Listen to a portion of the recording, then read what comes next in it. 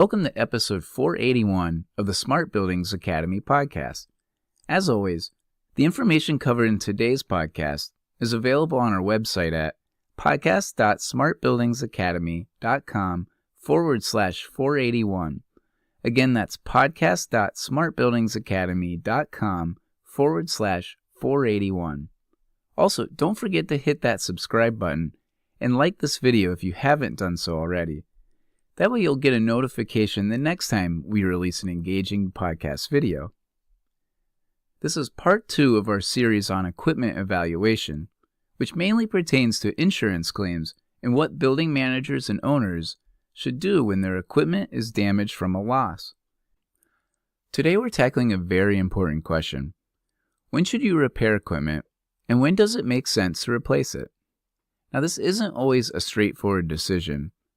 It depends on factors like the extent of damage, financial considerations like replacement cost value, or RCV, versus actual cash value, or ACV, and also a thorough cost analysis of both of those options. Some of today's objectives are to understand when to repair or replace equipment based on the extent of damage and other factors, as I just mentioned. We'll also evaluate financial considerations, including RCV versus ACV. We'll conduct a cost analysis for repair versus replacement decisions. And also, it's important to identify key questions to guide your decision-making process. Let's start with the big picture. Why is the repair versus replace decision so important? Now, the goal of any equipment decision should be to maximize value of your asset or your piece of equipment while minimizing costs and downtime to get that piece of equipment back up and running. This, of course, reduces your BI or your business interruption, which we'll talk a little bit more later in this podcast. But making a decision on what you do with your equipment after it's been damaged is obviously easier said than done. There's a few reasons this can be challenging. Now, when you're assessing your equipment, you need to have an understanding of the extent of damage. The condition of the equipment plays a huge role. Minor damage, like a small electrical issue or cosmetic, anything that doesn't affect the equipment's overall functional capacity, can often be repaired at a fraction of the replacement cost. But we also get severe damage, such as a burned-out motor or structural failure, that may make a replacement cost the better choice. So let's take a look at the difference between these two AC units outside. One obviously has a little more damage than the other to the cooling coils. The first one, we can see it's pretty minor. There's some indentations, and we'd probably recommend a combing of the coils. Now, on the other hand, you can see the extreme damage from the hail here. Now, I would recommend replacing the coil, and depending on the age of the equipment, maybe replacing the entire system. Just depends on, as we mentioned, multiple factors. One thing to note is the lifespan and performance of the equipment. Now, even if the repair is affordable, how much useful life is left in the equipment is a very important question. Now, we define useful life as the average lifespan of a piece of equipment. There's some different organizations out there that define this, such as ASA, or American Society of Appraisers, and Marshall and Swift. So even if a piece of equipment seems like it could be repaired at a decent cost, if it's at the near end of its life cycle, replacing it might be a better long-term value. So another example would be, imagine you're assessing an HVAC system damaged in a flood. If the motor is corroded, but the casing and the other components are intact, a repair might suffice. However, if the system has been in operation for 15 years or towards the end of its useful life, a replacement might save you more money in the long run. Now let's talk about the financial side of the decision. We have a replacement cost value, RCV, versus actual cash value, ACV. RCV represents the cost to replace the damaged equipment with a brand new item of similar kind and quality, or as often we reference it as LKQ, like kind quality. And ACV, on the other hand, factors in depreciation, essentially the current value of the equipment based on its age and condition. So here's why this matters. If you're working with an insurance claim, as kind of focused on here, the policy might only cover the ACV of the damaged equipment, which could leave you with significant out-of-pocket costs for a replacement. On the flip side, if the equipment is critical to operations and the downtime caused by repairs is causing you to lose too much money, we also refer to that as BI or business interruption, paying the difference to replace it might be worth the investment, and sometimes it's even in the policy under BI. For example, let's say you have a commercial freezer that's 8 years old and has sustained significant damage.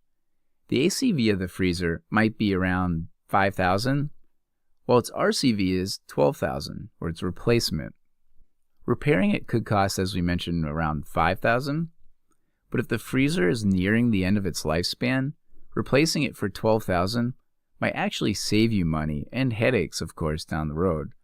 Insurance companies are pretty privy to this, and I would say pretty lenient most times. Now we'll go more into the cost analysis in a bit, but the key takeaway here is always know the RCV and ACV of the equipment before making a decision. It's a critical part of the equation. And speaking of equations, take a look at our ACV. It's really just a matter of our RCV replacing that piece of equipment and how much it would cost, minus the depreciation, or what we would use as a percentage. That gets us basically to our ACV. And then sometimes we actually have an FMV, or a fair market value. This is when you take comparable pieces of equipment at that specific age and use it as an average cost for what it might be. Some policies will take the FMV, or the fair market value, and some will give you the ACV. So make sure that you're aware of what your policy offers. Let's talk a little bit more about the depreciation methods that we use to calculate ACV. Now, the two most common ways to calculate depreciation are the straight line method and the useful life method. The straight line method is simply the piece of equipment's cost being spread out equally over its useful life or its expected age, as you can see in that graph. As the number of periods or the age of equipment ages, the value of the asset equally decreases. The other, more accurate way to calculate depreciation on a piece of equipment is the useful life method. It's typically more accurate because it uses historical data to predict an average useful life, or an life age expectancy of the equipment. The useful life method takes the average useful life of the equipment, which is based on research from industry standards established by, as I mentioned earlier, ASA, or American Society of Appraisers, or Marshall and Swift, and also the factors in the actual age of the equipment. As you can see in this chart, on the one side we have the effective age in years, that's how old the equipment is, and then on the other axis we have the typical life expectancy in years, that's the expected age or the useful life of the equipment. And this comes up with an age to life expectancy ratio on an expected percentage. So the result is a percentage of the depreciation. So when you're calculating ACV, you're taking this number, this depreciation, and subtracting it from what the actual cost of the equipment would be now, or the RCV. Let's talk about some more financial considerations, mostly in terms of risk factors and how they can impact the business in ways beyond just financial costs. For instance, the downtime risk in business continuity, so how critical the equipment is to operations. If the equipment fails again after repairs, how much downtime will that cause? For example, a hospital HVAC system going down could have serious consequences, whereas a secondary warehouse unit might not be as urgent.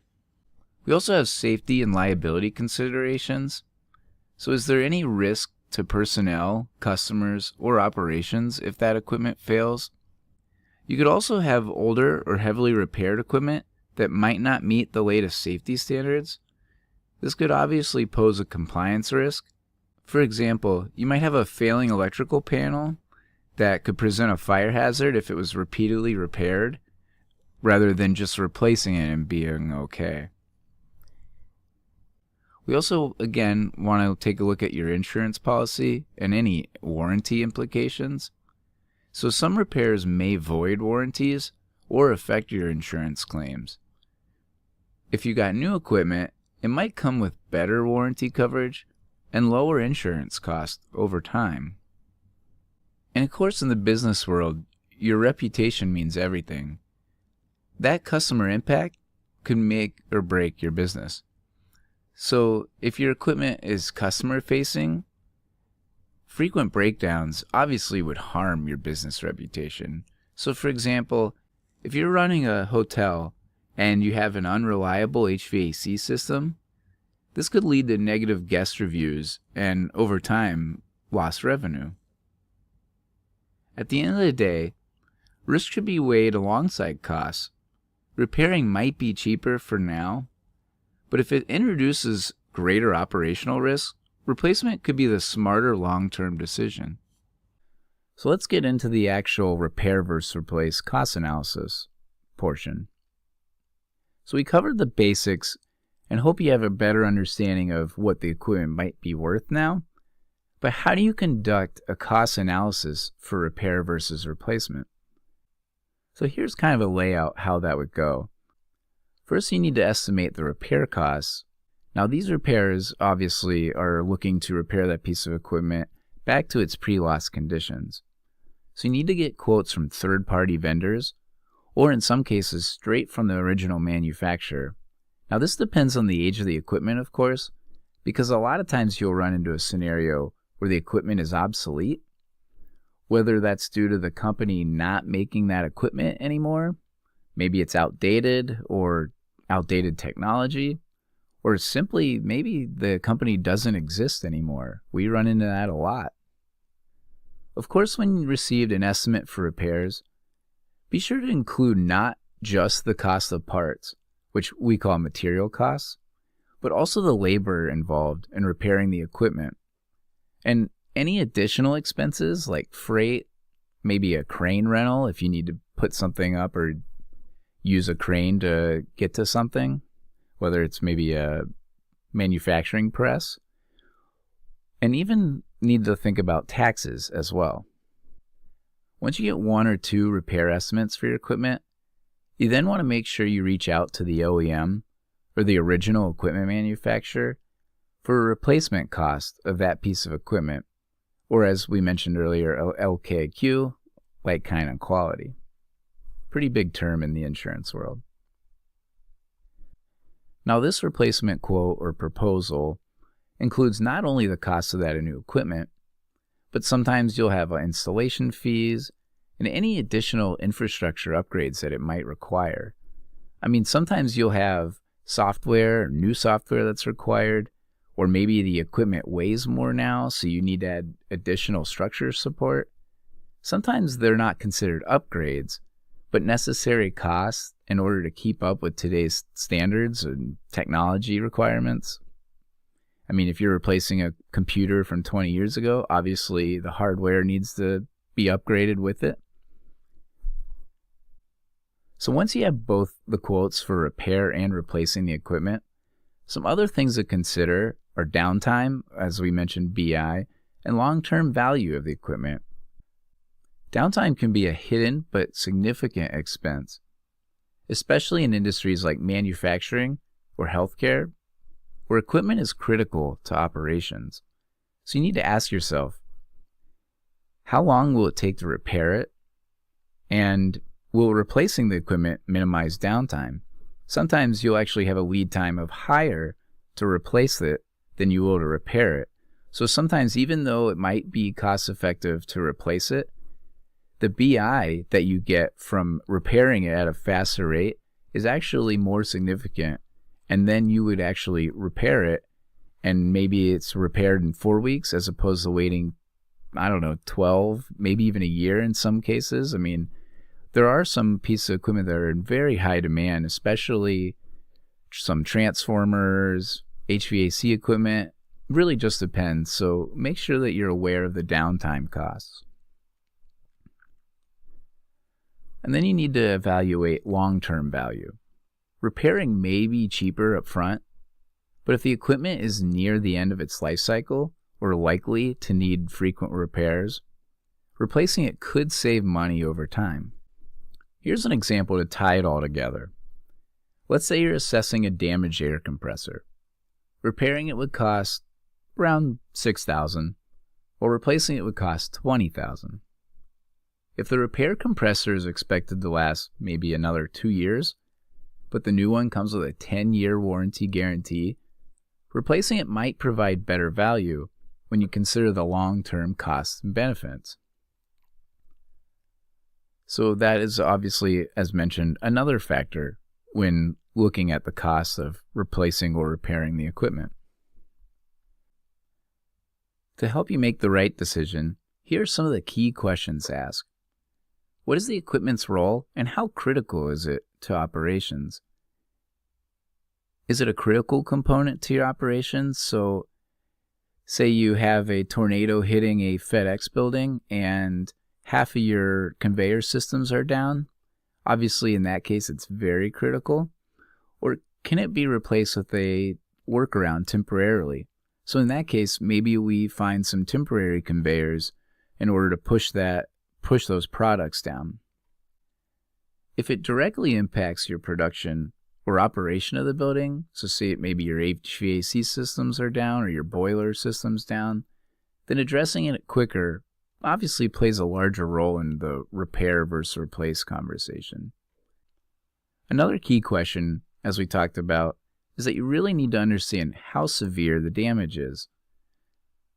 So going back to that AC unit outside, if hail damage hit the coil and maybe 10% of the coil was bent or damaged based on that hail, we would say that you could comb it or repair it and it would be fine. But let's say that HVAC system got hit by a tornado and it blew over and turned over, and all the components inside, everything that was welded, came off, and maybe your motor got flooded or got hit by hail. In that case, it's obviously a more severe condition, and we would consider replacing that. So understanding how severe is very, very important. Another question to ask is, what are the financial implications? Do you have the budget for a replacement, or does repairing it align better with your financial constraints?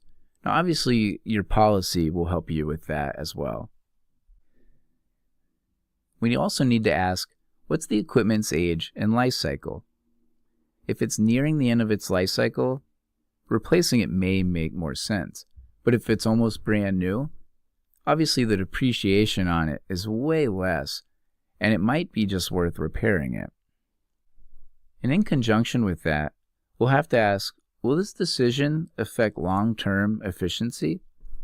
So could replacing the equipment improve energy efficiency or reduce maintenance costs in the future? So if you're replacing it with a more efficient air handling unit, that might save you more money from an energy perspective down the road. So that's another thing to look into. Before we wrap up, let's take a step back for a minute and take a look at the bigger picture, which of course is, how does the decision in whether to repair or replace the equipment impact the long-term operation of a facility or business? In order to answer that, we have to take a look at a few different things. First, let's look at the operational reliability. Now, frequent repairs might keep a piece of equipment running, but over time, the reliability of the equipment may decrease, which then leads to more unplanned downtime. I've talked about this before. Having your maintenance team keep a log of service and repairs they've done before an incident happens can be pretty critical and would help both the insurance company and your maintenance team understand the condition of the equipment ahead of time and also assist you in anticipating future repair costs that you might encounter if you go back to that piece of equipment. So of course, if you're thinking about a new piece of equipment, it is going to have a higher upfront cost. But in terms of reliability, of course it's going to have a greater long-term stability and most likely fewer disruptions over time. Now, this isn't necessarily part of an insurance loss, but let's also think about the energy efficiency considerations pertaining to your equipment. So older equipment may not meet current energy efficiency standards, which could result in higher operating costs. Newer models often have advanced technology that's designed for reduced energy consumption and cost savings over time. So for instance, let's think about your boilers in your building or your furnaces. They often operate around 60 to 80% efficiency. And nowadays, your modern condensing boilers are around or exceed 90% efficiency. Same with your air conditioning units. Many of those pre-2010 AC units are still using R22 refrigerant. Now, of course, that's been phased out due to our environmental concerns.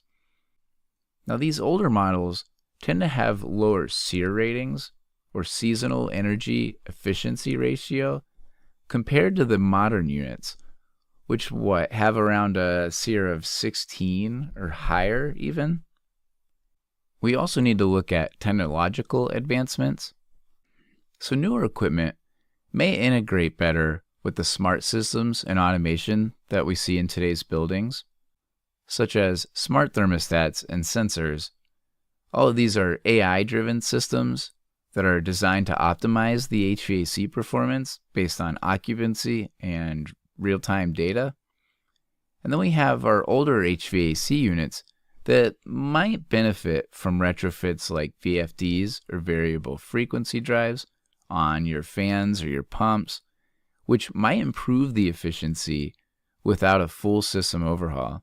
So you do have to weigh your options with the repair versus replace. You might have these new systems that integrate better, but also you might save money by getting those retrofits with the VFDs.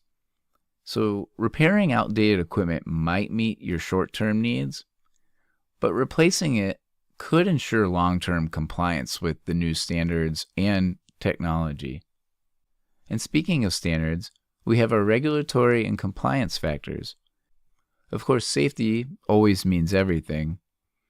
Industry regulations around safety, environmental impact, and efficiency are always evolving. So is your older system meeting the future industry standards? Maybe, maybe not. Something to think about.